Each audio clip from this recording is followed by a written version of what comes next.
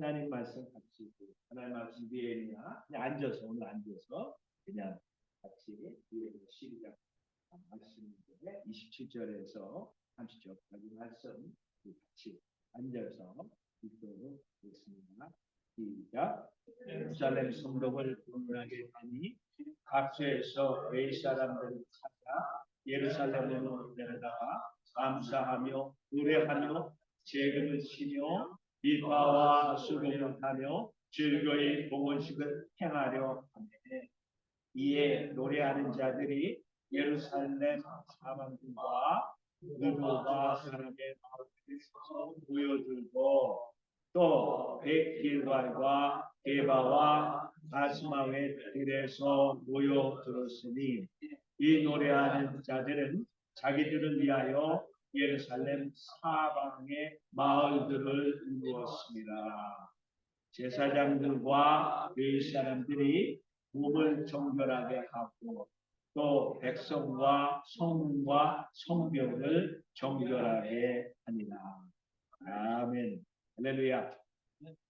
여러분 제가 오늘 마음 성벽 봉헌이라는 제목으로 말씀을 전하려고 합니다. 여러분 우리 이제 성벽 봉헌을 하기 전에 이제 성벽 봉헌하기 전에 무슨 일이 있었는지 그런 내용이 본문에 나오고요. 그리고 우리가 요즘 생명의 삶으로 피치를 하는데 호세아를 넘어갔어요. 그래서 느헤미야의 다른 내용이 너무너무 많아. 그렇지만 오늘 일단 이 내용을 다루고 나머지는 이제 노랫말로 느헤미야는 30절까지 다 끝냈는데 제가 여러분들이 이제 갖고 계신 이거에 보면은 이거 지금 다 부를 수는 없지만 여러분들이 지난번에 나눠준 거는 16절까지였어요. 그래서 오늘 17절부터 이제 30절까지의 느헤미야에 나오는 내용들을 요약해서 정리한 겁니다. 그래서 시간 되실 때마다 한번 불러보시기를 바라고요. 오늘은 본문과 관련된 것만 나중에 조금 불러봅니다. 그리고 이제 하나님께서 또 축복해 주셔서 오늘 우리들이 이제 축하 잔치를 하는데 하나님께서 또 우리가 맡겨진 역사를 감당하면서 하나님께 기도하는 시간입니다. 여러분, 제가 한국에 살 적에 굉장히 시끄러울 때가 있어요. 그냥 꽹과를 치고 징치고 막 그냥 막 난리가 날 때가 있어. 이거는 언제였냐면 도시에 살았는데 언제였냐면은 옆집에서 구슬할 때였어. 얼마나 시끄러운지 몰라. 동네에서 구슬하면 이 잡기에 막 올라가가지고 무당들이 막 춤을 추고 그러잖아요. 사람들이 얼마나 많이 모여들었는지. 우리 나 기독교인이 되기 전에는 이런 무당, 무속이라는 그런데 영향을 많이 받았는데 이건 샤머니즘이라고 그러거든요. 근데 그 사람들의 생각은 자연의 지배자가 있다는 산에는 또 뭐가 있다 그래. 산신령. 그 바다에도 누가 산다 그래. 용왕이 산다 그래. 저 용왕에게 제사를 드려야 어선이 나가서 만선을 하고 풍어 고기를 많이 잡아가지고 돌아온다고 그렇게 생각을 하잖아요. 그래서 정성을 들여가지고 자연의 그 존재에게 절을 하고 그리고 이제 복을 빌었어요. 그래서 우리의 조상들도 아들을 낳고 싶어가지고 막 그냥 정화수 떠놓고 그리고 어떻게 했습니까? 이제 뒷마당 장독에다 정화수 떠놓고 막 빌고 아들 주셔서 막 그렇게 기도도 하고 막 빌기도 하고 또 어떤 사람은 바위 앞에 가서 2,000번 절을 한다거나 그러기도 했어요. 그리고 조금이라도 빨리 신령한 존재 이게 어떻게 보면 귀신이죠. 그 신령한 존재를 들기 위해서 무당을 불러서 구판을 벌였어요. 신접행위를 했어요. 근데 만약 이렇게 신접행위로 구술하던 그 무당에게 신이 안 내리는 경우가 있어요. 자, 그러면 어떻게 하죠? 무당은 정성이 부족하다. 정성이 달아야 된다. 치성이라고 그러죠. 치성을 드립니다. 정성이 이제 그런 신적인 존재에게 자연의 지배자에게 이제 다 달아야 되는데 다르지 못해서 그러면 어떡하냐. 그래서 보수부탁한 사람은 시성이 부족하다고 부당 얘기하면 머리에 조아리고 손을 비비면서 용서를 구하고 그리고 또 정성을 다하겠다고. 어떤 문상은 정성이 부족하니까 돈을 더 모아라. 그리고 재물을 바치라고 요구합니다. 그러나 무속은 이런 무당들 그리고 이제 무당의 섬기는 신들은 다 거짓 것이고 또 이제 우상에 불과한 것이고 자연을 지배하는 이는 하나님은 우주 만물을 창조하시고 주관하시고 섭리하시는 자비하신 오직 하나이신 하나님이시다. 할렐루야. 아멘. 그런데 그 하나님을 섬기지 못하고 우리 민족들이 살아왔는데 예수를 믿고 하나님을 섬기고 그 아들 예수를 섬기는 우리가 얼마나 우리가 믿는 예수님은 누구십니까? 말씀이 육신이 되어 우리 가운데 거하시고 십자가에 못 박혀 죽으셨다 부활하셔서 우리의 구속자가 되시고 대속주가 되시는 예수 그리스도를 우리가 믿는 것이죠. 여러분 하나님께서 열방에서 온전한 찬양과 경배와 예배를 받으시기를 원하시는데 그 예배할 때 우리가 어떤 마음으로 예배를 앞으로 드려야 될지 그리고 앞으로 남은 세월 드려야 될지 한번 점검하면서 은혜받는 큰 시간이 되시기를 바랍니다. 느헤미야를 중심으로 52일 만에 성벽 공사가 완공됐어요. 그리고 이어서 느헤미야가 한 일은 성벽 경비 책임자를 임명하고 또 경비들을 세워가지고 치안을 강화했습니다. 그 학사 에스라와 레위인들의 가르침으로 유다 백성은 하나님 말씀을 깨닫게 된 거예요. 그들은 율법대로 초막절을 지켰어요. 그리고 다시 모여서 금식하며 회개했어요. 그들은 하나님이 싫어하는 일을 단호히 버렸고요. 또 오전 3시간 동안 하나님 말씀을 듣고 이어서 3시간 동안 죄를 고백하며 하나님 앞에 예배를 드렸습니다. 귀한 이스라엘 백성이 살기에 사실 예루살렘 성은 여러모로 불안정했어요. 왜냐하면 외부적으로는 대적의 공격에 대비해야 됐죠. 내부적으로는 아직 정리할 일도 많았어요. 그래서 백성들은 예루살렘에 사는 것을 좀 싫어했어요. 꺼려했어요. 그래서 지혜로운 방법을 느헤미야가 찾아냈는데 느헤미야는 먼저 지도자들에게 예루살렘에 거주하게 하여 그리고 일반 백성들은 어떻게 했을까요? 가문별로 제비뽑기를 합니다. 그래서 10분의 1은 예루살렘에 그리고 나머지는 주변 마을에 거하게 했고요. 그리고 나는 예루살렘에 살고 싶습니다. 왜? 예루살렘 성 안에는 뭐가 있기 때문에 성전이 그런 사람들은 자원해서 또 예루살렘에 머물도록 했습니다. 그리고 예루살렘에 자원해서 머물기 원하는 사람들 축복해주고 나머지 사람들은 다 이제 자기 소속된 마을로 떠나게 됐습니다. 예루살렘에 사람들이 많이 살아야 활기를 띠고 성전 예배를 회복하는데 굉장히 중요하기 때문에 느헤미야가 이런 사전 작업을 한 것입니다. 그리고 당시 제사장들과 레위인들이 성전을 관리하고 이제 성전을 예배를 이제 주도했거든요. 그런데 이 성전에서 예배를 드리려면은 제사장이 있어야 돼요. 그리고 레위인들도 도와야 돼. 그런데 그분들이 거기서 생활을 하려면은 그분들은 나가서 농사 짓는 것도 아니고 땅을 파는 것도 아니니까 그분들의 생활 보장을 위해서 느헤미야가 한 일은 백성들에게 11조와 헌금을 구별해 드리도록 독려를 했습니다. 그래서 제사 드리는 주관하는 그분들이 안정적으로 예배를 드릴 수 있도록 하는 그런 장치를 마련하고 나서 이게 느헤미야가 다 해왔던 일이라고 해요. 네. 그 다음에 성전 봉헌식을 하는 게 아니라 성벽 봉헌식을 하는 거예요. 그래서 성벽 봉헌식을 한다는 거는 다른 성경에서 제가 본 적이 없는 것 같아요. 성전은 있지만 성벽을 봉헌하는 성벽을 봉헌. 근데 이게 우리에게 굉장히 중요한 의미가 있고요. 또 우리도 성벽, 눈에 보이는 성벽을 봉헌하지 않지만 우리 마음도 어떻게 보면 성벽이잖아요. 우리의 마음도 하나님 앞에 마음의 성벽도 봉헌하고 결단하는 이 시간이 될 수 있기를 바랍니다. 여러분 오늘 이 성벽 봉헌한 내용을 통해서 우리가 받을 수 있는 큰 교훈이 있는데 딱 세 가지. 첫째, 하나님 앞에 감사로 예배를 드려요. 따라해서 하나님께 감사로 제사를 드립시다. 감사로. 두 번째는 하나님 앞에 찬양의 제사를 드립니다. 따라해보세요. 두 번째, 찬양의 제사를 드립시다. 오늘은 제가 이거를 까먹고 뒤에서 안 갖고 왔잖아요.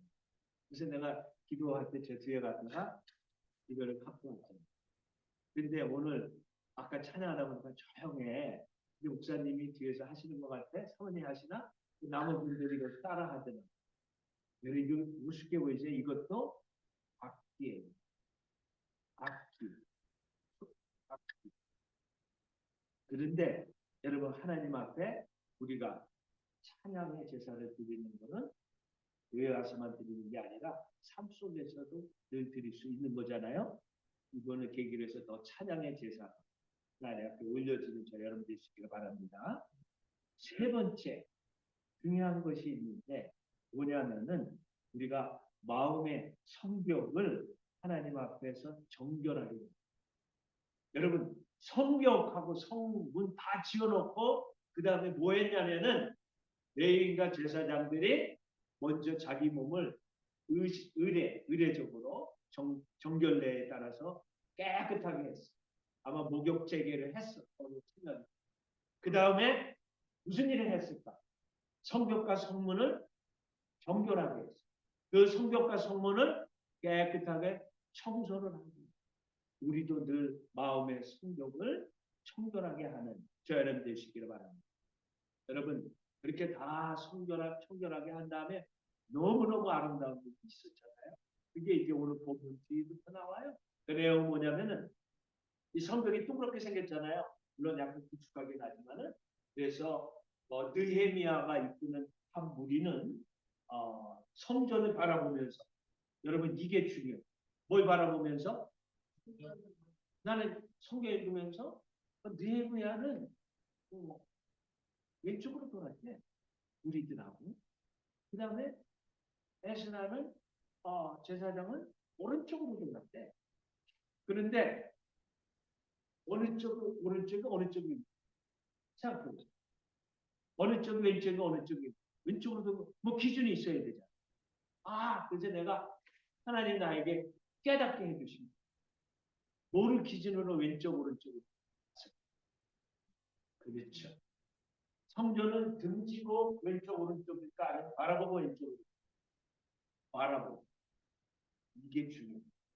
성전을 바라보고 왼쪽으로 이렇게 언덕으로 올라간 사람들은 누구였냐면은 느헤미야와 총독과 그를 따르는 찬양하는 분이. 그러면 이쪽으로 아래로 좀 내려가자는데 동문 쪽으로 성문 쪽으로 이렇게 올라가서 풍경은 나중에 다 성문 앞에 성전의 그 앞마당에서 다 만나는데 그쪽 사람들은 오른쪽으로 돌아. 중요한 거는 뭐를 바라보고 돌았는지.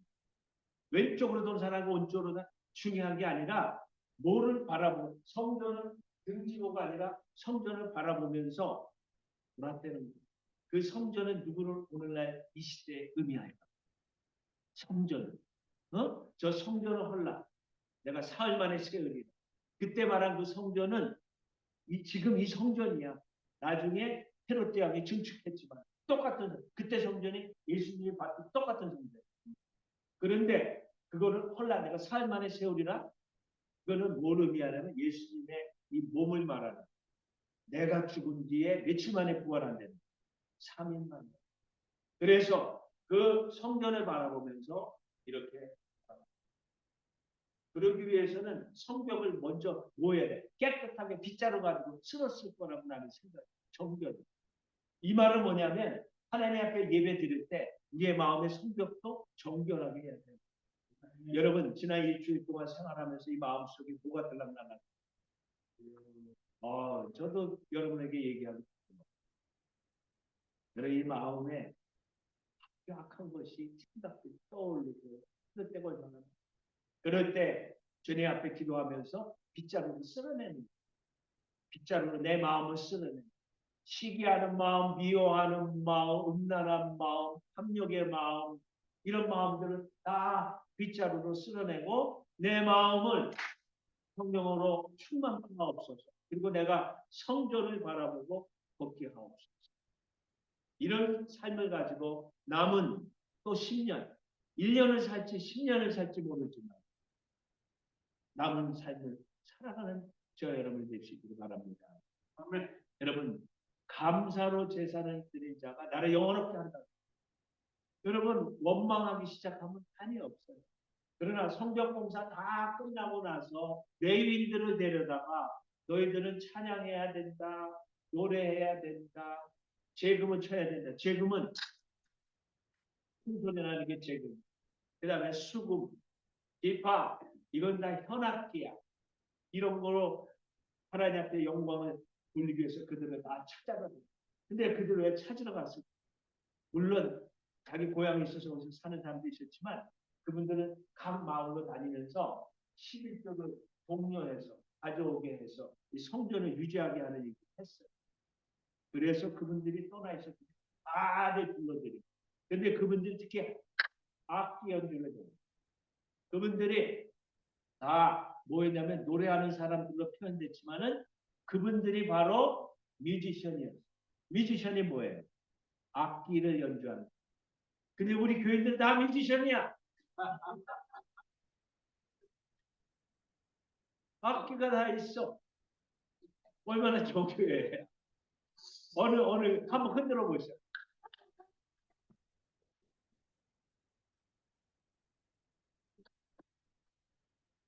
우리나라도 옛날에 잔치에는 항상 풍악을 불렸어.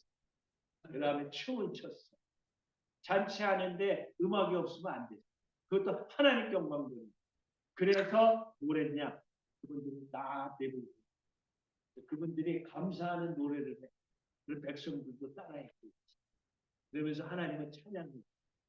저거 여러분들도 하나님께 감사.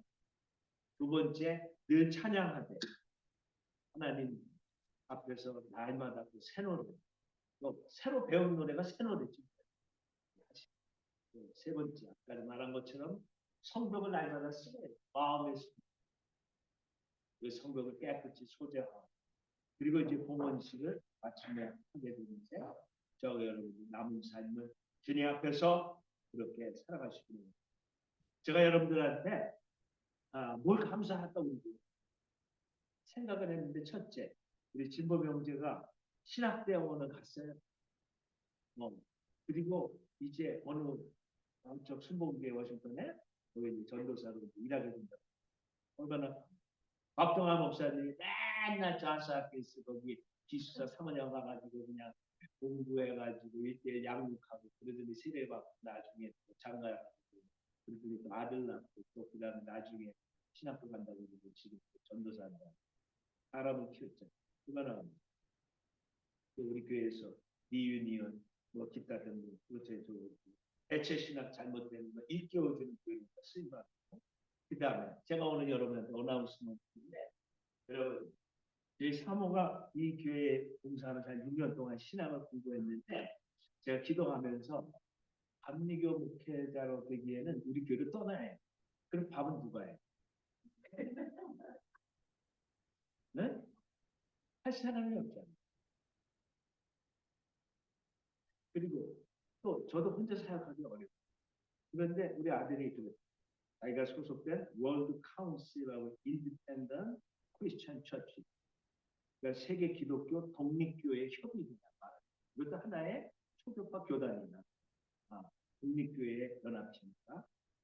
거기에 그 소개받고 연락했더니 그러면 과정 한번 밟아봐라.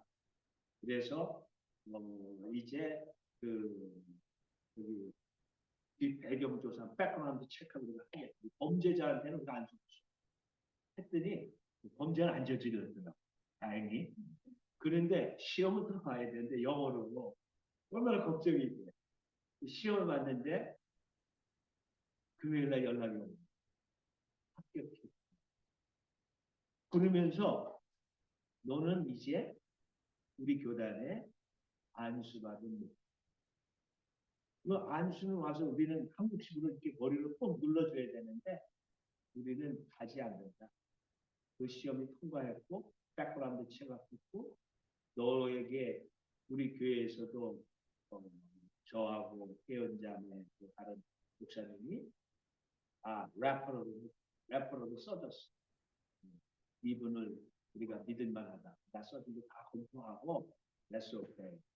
너는 이제 우리 협의체에 안수하는 목회자가 된 것을 너에게 알리고 다음 주에 그 멤버십 카드하고 서티피케이트를 보내겠다. 이 편하게 왔습니다. 여러분, 우리 교회가 한 일이 별로 없는데 이제 저기 앉은 전순이 사모가 이제는 이제 목사가 됐네요. 이게 10년 동안에 하나님이 하신 일 중에 하나가